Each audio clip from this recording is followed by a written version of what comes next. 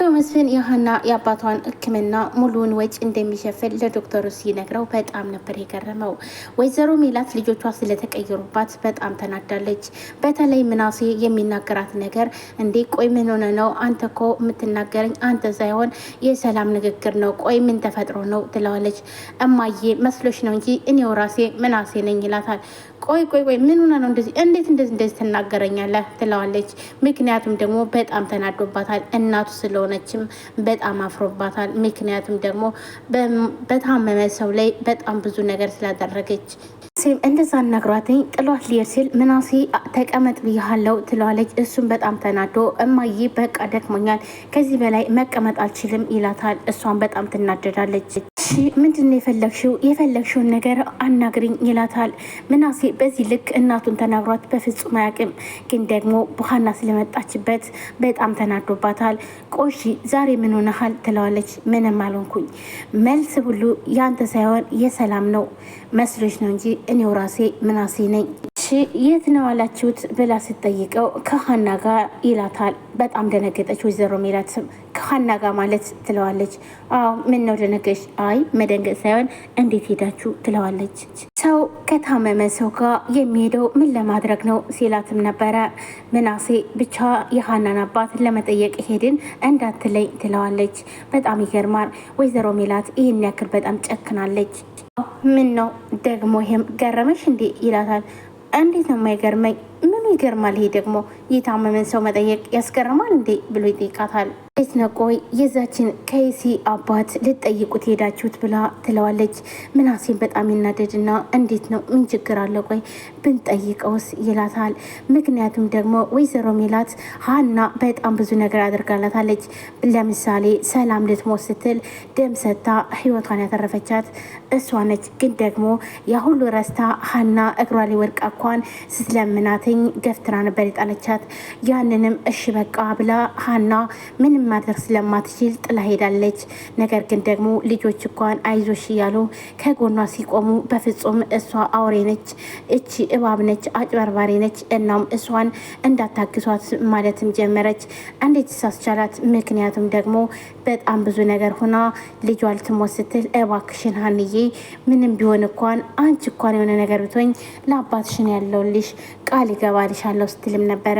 ይህ ማለት እንግዲህ የሀና ህይወት ምንም አይደለም፣ የሷ ልጅ ህይወት ግን መቀጠል ስላለበት ነው። ሜላትም ምናሴ በሚናገራት በጣም ትበሳጭና በዚህ አይነት መልኩ አትመልስልኝ፣ በስርዓት አናግረኝ፣ ስርዓት ይኑርህ ትለዋለች። እማዬ በቃ ተይኝ፣ የሀና አባት ታመሙ፣ ልንጠይቀው ሄድን፣ ጠየቅነው፣ መጣን፣ በቃ ምን ተፈጠረ? ይሄን ያለው ነገር ሌላ ነገር የለም፣ ባክሽን ደክሞኛል፣ አሁን ልተኛ ነው ይላታል። ምን ችግር አለው መጠየቃችን፣ ይሄ ነው ጥፋታችን ይላታል። ለካሁን ገባኝ ከአባታችሁ ጋር ተማክራችሁ ነው የምትጫወቱብኝ ትላለች። ይህ ማለት እንግዲህ አቶ መስፍን ሕክምናውን ወጪ እንደሸፈነ ሰምታለች።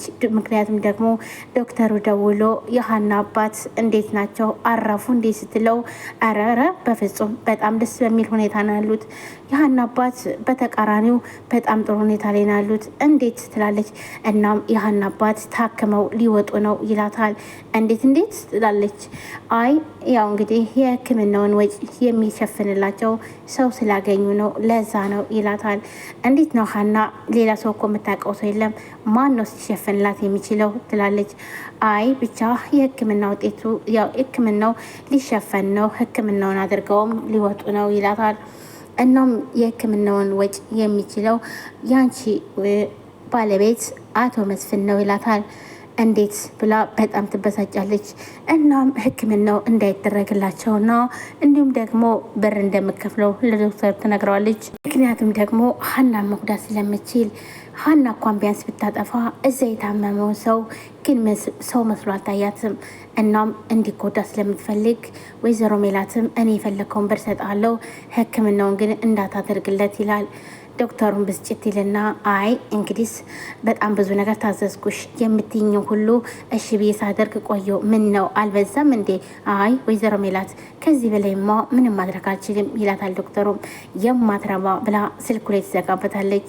ሰላም ሰላም፣ ውድና የተከበራችሁ የቻናል ቤተሰቦች እንዴት ናችሁልኝ? እኔ በጣም ደህና ነኝ። ለዚህ ቻናል አዲስ የሆናችሁ ሰብስክራይብ፣ ላይክ፣ ሼር በማድረግ ቤተሰብ ነው። ቤተሰብ ናችሁም ከልብ ነው የማመሰግነው። ውድ ቤተሰቦች ዛሬም በአዲስ ቪዲዮ መጥቻለሁ። ኖላዊ ቀጣይ ክፍል አጓጊ ፓርት ላይ ያለው እሺ መጥቻለሁ ማለት ነው። ውድ ቤተሰቦች እንግዲህ ወይዘሮ ሜላት በጣም ተናዳለች አቶ መስፍን ስላሳከመ የሀናን አባት።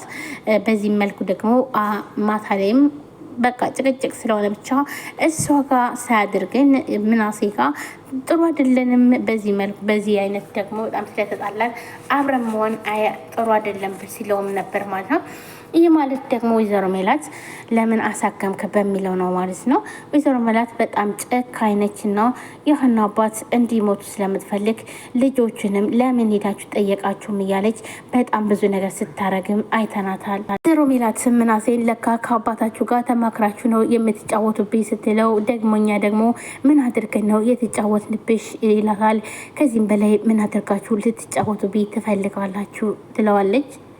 እማዬ ግን ለማንኛውም እኔ ካንቺ ባላቅም ከሀና ጋር የያዛችሁት ፉክክር ጥሩ አይደለም። ለማንኛውም ልሄድ ነው ብሎ ይነሳል ምናሴ።